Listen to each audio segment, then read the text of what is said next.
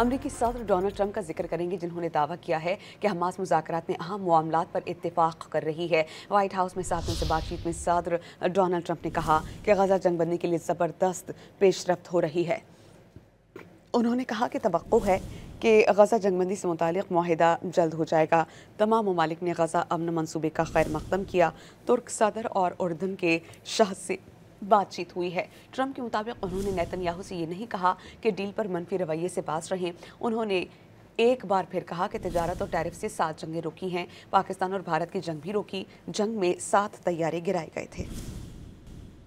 I have red lines. If certain things aren't met, we're not going to do it. But I think we're doing very well, and I think Hamas has been agreeing to things that are very important. I think we're going to have it soon. I think we're going to have a deal.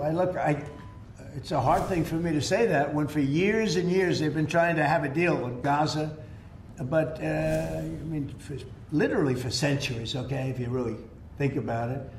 But we're going to have a Gaza deal, I'm pretty sure, yeah. We have a really good chance of making a deal, and it'll be a lasting deal.